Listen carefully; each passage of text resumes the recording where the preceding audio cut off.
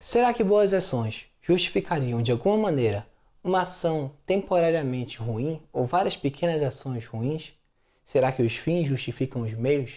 Essa frase que você já deve conhecer, que é mundialmente famosa, geralmente atribuída a Maquiavel, e o seu pensamento, por consequência, maquiavélico. O que é interessante nesta aula que nós vamos perceber é que essa frase em si não aparece no pensamento de Maquiavel.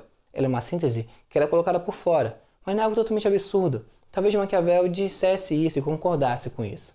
No entanto, Maquiavel nunca concordaria com isso sem limitar algumas questões. Por exemplo, Maquiavel não fala do seu livro, O Príncipe, de onde essa frase supostamente teria saído, da vida privada das pessoas. Então Maquiavel não diz que qualquer pessoa tem que fazer qualquer coisa desde que seus fins justifiquem os meios. Não. Maquiavel fala essencialmente da vida do governante. Fala do governo, daqueles que tomam conta de uma cidade. Esses caras podem fazer algumas coisas que são justificadas pelos seus fins. Maquiavel é muito importante porque ele inaugura um pensamento novo. Na política, ele vai inaugurar aquilo que nós chamamos de realismo político, que é uma corrente que vai se opor àquilo que nós chamamos de idealismo político, ou uma utopia política. O idealismo político é algo que remete lá a Platão, que vai basicamente ser sintetizado naquela premissa das coisas como deveriam ser. Pensa, como uma sociedade deveria ser, como um governo deveria ser. Um governante deve ser bom, uma cidade deve ser justa, as pessoas devem viver e conviver em harmonia. Isso é um idealismo político. No caso, as regras políticas são regras para poder fazer um governo ideal. No caso do Maquiavel, o que ele está propondo é uma análise daquilo que a história já nos legou sobre a política, sobre os jogos e relações de poder. Como até agora a gente pode entender que a política está sendo, ou seja, a realidade, a construção histórica. Através de exemplos históricos, ele vai escrever o seu manual, O Príncipe, que é uma fase muito específica da vida do Maquiavel. Não te engana, Maquiavel não escreveu somente essa obra, que é um livreto qualquer, um manual, no tipo de obra que nós conhecemos como Espelho de Príncipes, né? Que é uma obra muito normal nessa época, que vai dar exemplos para poder guiar um futuro governante.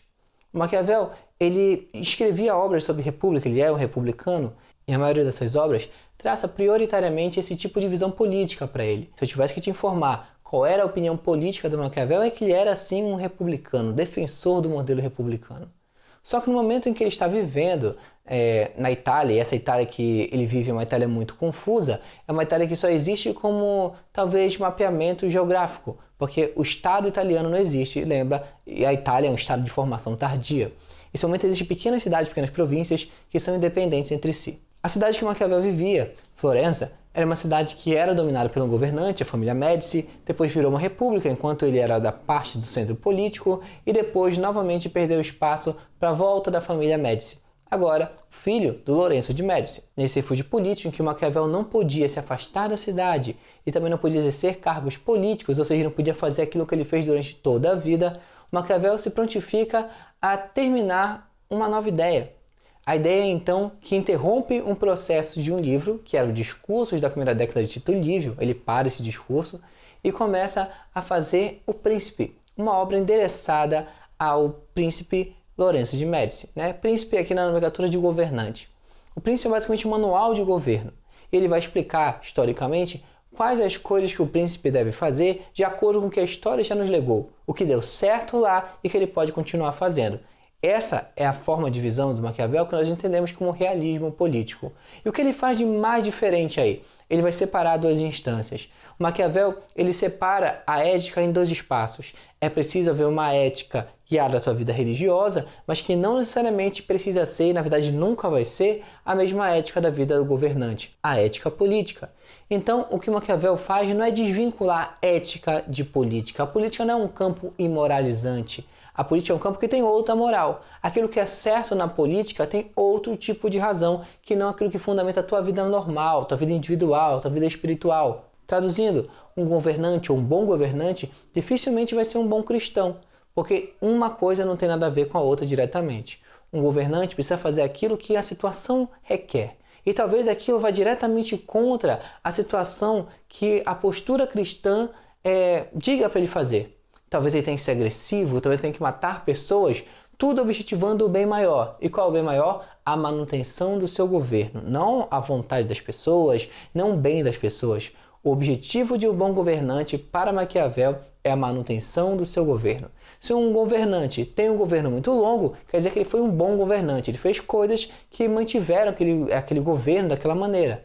Já um governante que tem um curto governo, esse cara foi um mau governante. Ele não soube fazer aquilo que era preciso em determinados momentos. Então, para Maquiavel, existem dois tipos de ética. Uma ética individual e uma ética do governo. E uma coisa não tem nada a ver com outra. Você precisa, talvez, em algumas situações limítrofes, agir de maneira que seria considerado totalmente equivocado na visão religiosa. E aqui ele está focando no cristianismo. Todo governante para Maquiavel precisa de duas coisas: virtude e fortuna. Virtude e fortuna. Virtude como coragem, como característica de qualidade cognitiva mesmo de um bom governante. Todo governante precisa de qualidades, mas também precisa, é claro, de fortuna, que deriva do italiano e significa sorte.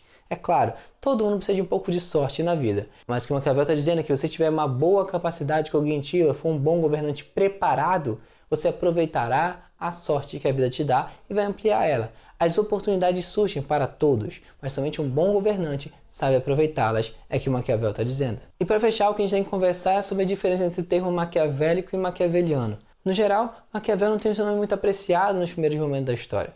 Mesmo que o seu livro não seja amplamente divulgado, suas ideias são tidas de uma forma muito negativa, ligadas à maldade. Old Nick é uma figura da literatura que aparece de uma figura que remete à maldade.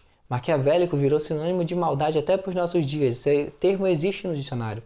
Tanto que o pensamento de Maquiavel não vai ser tido para a gente como maquiavélico. Maquiavélico é sinônimo de maldade em si. Quando você quiser se referir ao pensamento de Maquiavel, chame de maquiaveliano. Será que Maquiavel era maquiavélico? Não, já te adianto. Maquiavel não é um cara que acredita que todas as coisas são possíveis a todas as pessoas, ou seja, eu e você, para alcançar um objetivo. Maquiavel fala muito de governantes. Para os governantes têm que ter sangue frio para tornar algumas situações possíveis para a manutenção do seu governo. Presta muita atenção nessa diferença. A relação política estabelecida por Maquiavel no Príncipe é uma relação política entre governo e não uma relação da nossa vida pessoal. Basicamente é isso, galera.